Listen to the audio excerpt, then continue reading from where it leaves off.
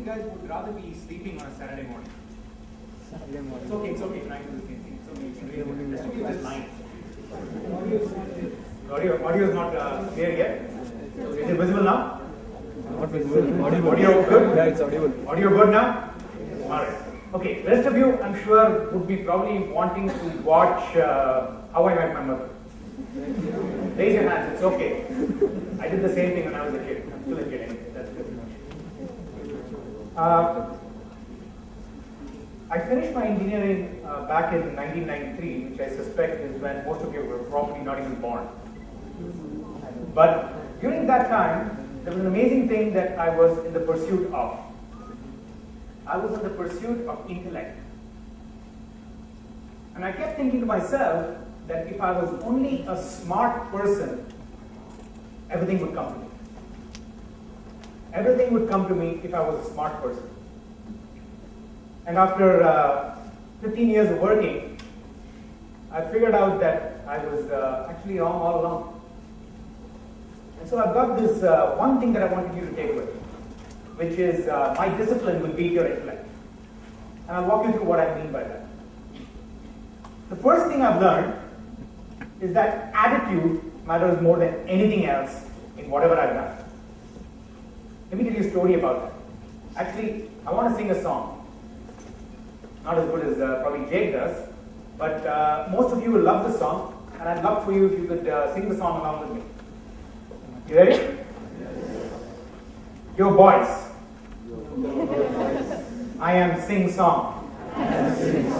Soup song. You know song? Yes. Sing song. Sing. Why this color? Sing. My daughters also sing this song. Come on. Why this color very deep? Rhythm correct? Correct.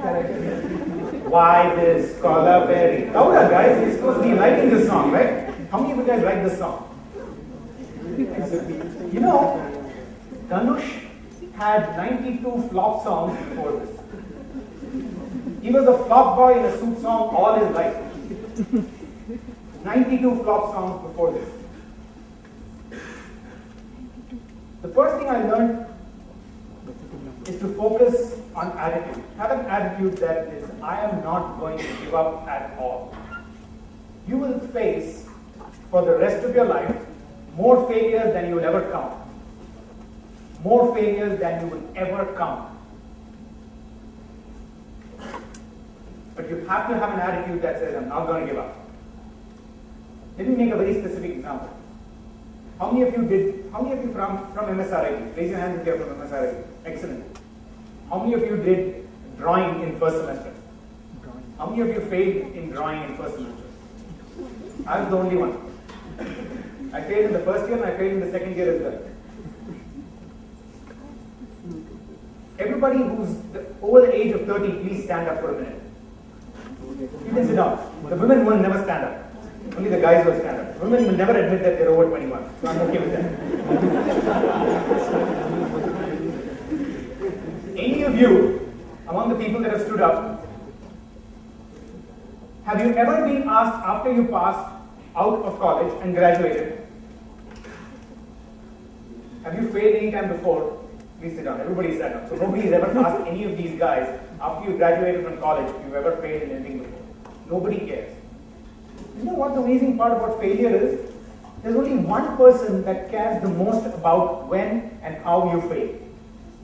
Only one person in the whole world. That's yourself. So the first thing I figured out is I've got to absolutely have an attitude that says, I don't care, I'm going to keep trying again and again and again. I've started 7 companies. I've gone bankrupt twice.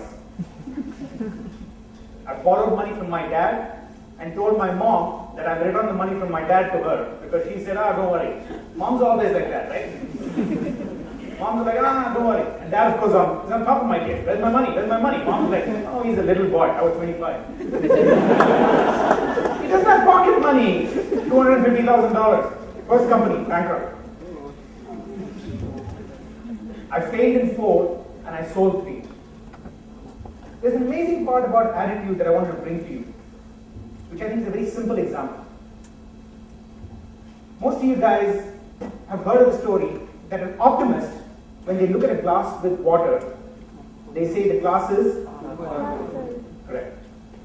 What happens when they see a glass, a set of people that are pessimists see a glass of water and they say it's and then there are a whole set of people who are realists.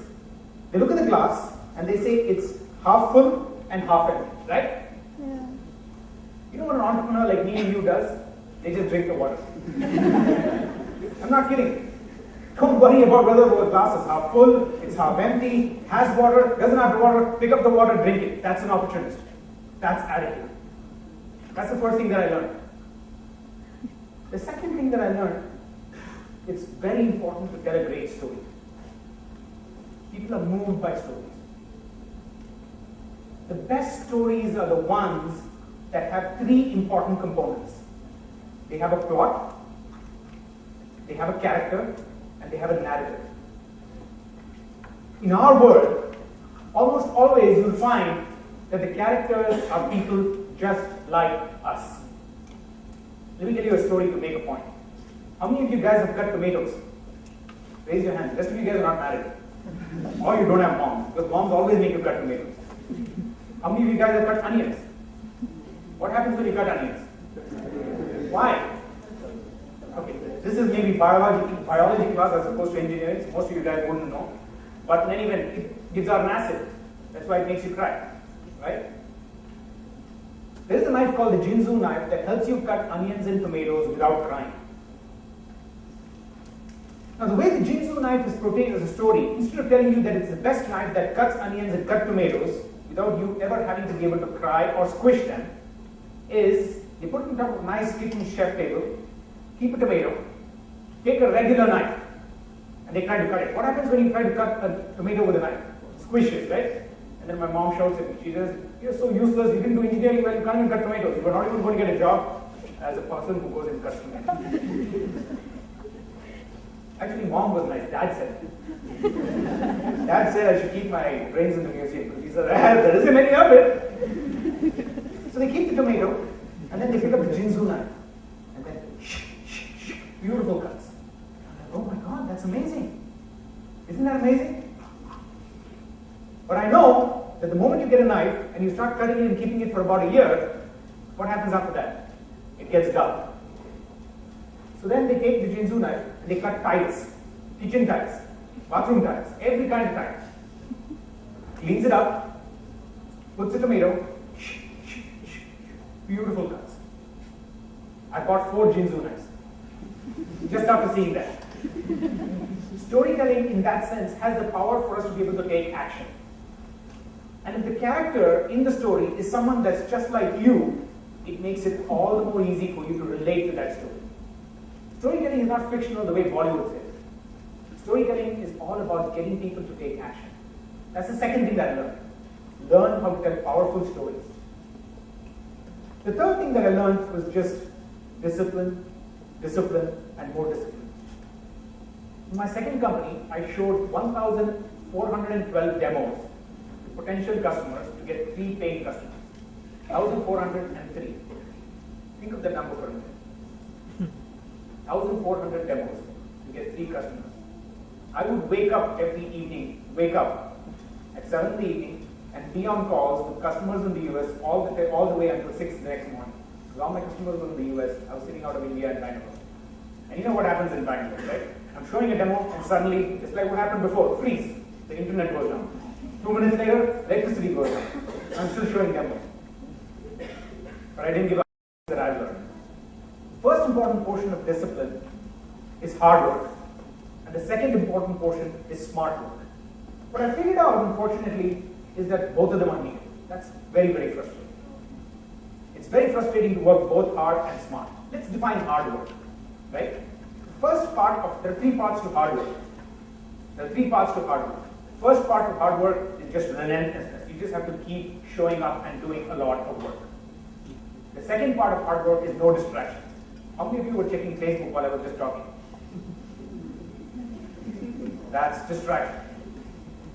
The third part of hard work is making sure that you have the ability to do it consistently.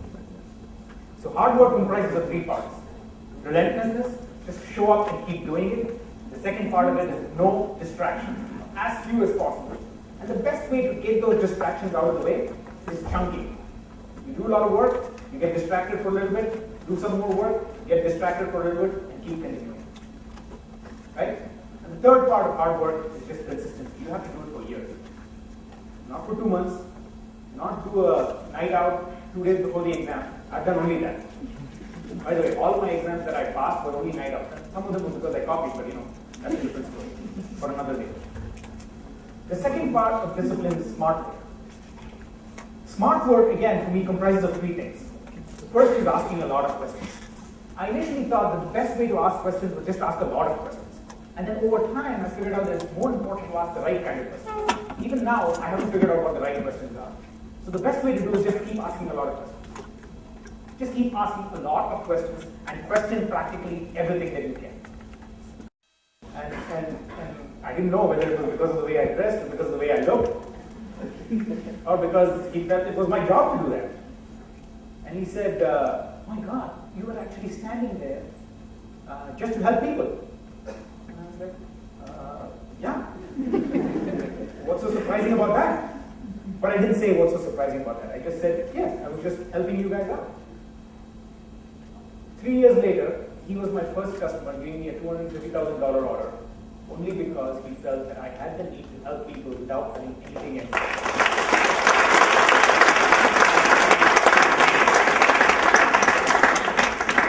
Steve Savignano was still a very good friend, all because I pressed a button for him. There's nothing else in that I need. He's still a very good friend. You can go check him out. Steve Savignano was his name. He became the CEO of AOL for about nearly 3 years, and that's why he came. The story around the discipline comes around being smart with the intent of helping people with nothing in return at all.